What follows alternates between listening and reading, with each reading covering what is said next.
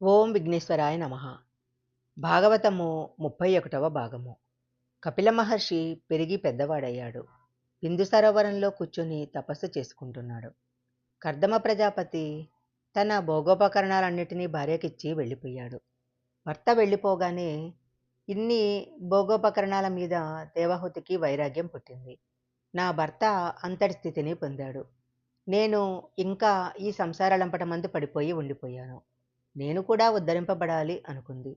అందుకని దేవాహుతి తన కొడుకైన కపిల మహర్షి దగ్గరకు వెళ్ళి, నేనింతకాలము మోహాంధకారంలో పడిపోయాను. ఈ ఇంద్రియాల సుఖాలే సుఖాలు అనుకుని ఈ సంసారమందు ఉండిపోయాను. నీ తండ్రి సంసార సుఖాలను అనుభవిస్తూ వైరాగ్య సంపత్తిని పొంది సన్యసించి వెళ్ళిపోయాడు. కాలమందు నాకు కూడా సమయం అయిపోతున్నది. నేనేది తెలుసుకొని మోక్షం పొందాలో అలాంటి తత్వాన్ని నాకు బోధ చెయ్యి అని అడిగింది. అప్పుడు కపిలుడు చెప్పటం మొదలుపెట్టాడు. దీనిని కపిలగీత అంటారు. కపిలగీత వినిన వాళ్లకు ఇంతకాలం ఏది చూసి సత్యమని భ్రమించారో ఆ సత్యము సత్యము కాదన్న వైరాగ్య భావన ఏర్పడటానికి కావలసిన ప్రాతిపదిక దొరుకుతుంది. ప్రపంచంలో అనేకమైన జీవరాశులున్నాయి.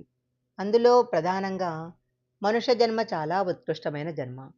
ఈ దేహాలు పొందిన వాటిలో ప్రాణాలు కలిగినవి మొదట శ్రేష్టాలు. చెట్లకు ప్రాణము ఉన్నా కూడా చెట్ల కన్నా గొప్పతనము ఒకటుంది. స్పర్శజ్ఞానము కలగటం చేత వృక్షాల కంటే స్పర్శజ్ఞానం ఉన్నది గొప్పది. స్పర్శజ్ఞానం ఉన్నదానికంటే రసజ్ఞానం ఉన్నది గొప్పది. రుచి కూడా చెప్పగలిగినటువంటి ప్రాణి గొప్పది. దానికంటే వాసన కూడా చెప్పగలిగిన భృంగాలు గొప్పవి. వాటికంటే శబ్దం వినగలిగిన పక్షులు గొప్పవి. శబ్దాలు వినగలిగిన దానికంటే అనేక పాదాలున్న జంతువు గొప్పది. దానికన్నా ఆవు, గేదె, మేక మొదలైన 4 పాదాలు కలిగి సాధుత్వం ఉన్నవి గొప్పవి. 4 పాదాలు ఉన్న జీవి కంటే శరభము 2 పాదాలున్న మనిషి గొప్పవాడు. 2 పాదాలు ఉన్న మనిషి యందు సృష్టి యందు చాలా గొప్పవాడు. అందరూ అంతటా నిండి ఉన్నటువంటి పరమాత్మ దర్శనం చెయ్యలేరు.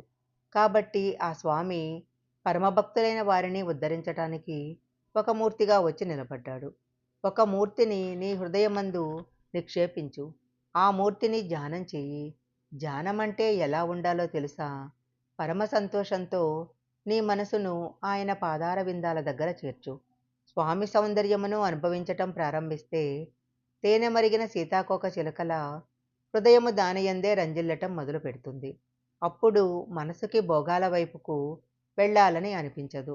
ప్రయత్నపూర్వకంగా భక్తియోగాన్ని అనుష్ఠానం చేయాలి. చేతగాకపోతే కనీసం శ్రవణం చేయటం మొదలుపెట్టాలి.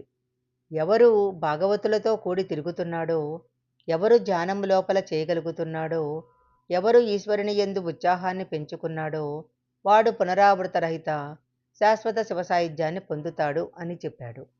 ఈ మాటలు విన్న దేవాహుతి ఆ భోగాలన్నిటినీ తిరస్కరించి శ్రీకృష్ణ పరమాత్మను హృదయమందు నిలిపి ధ్యానం చేయసాగింది.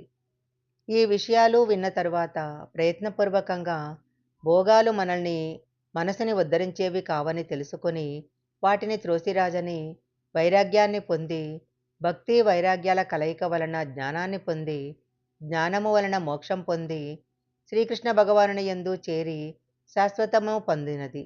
ఇది జీవులందరినీ ఉద్ధరించబడవలసిన మహోత్కృష్టమైన గాథ.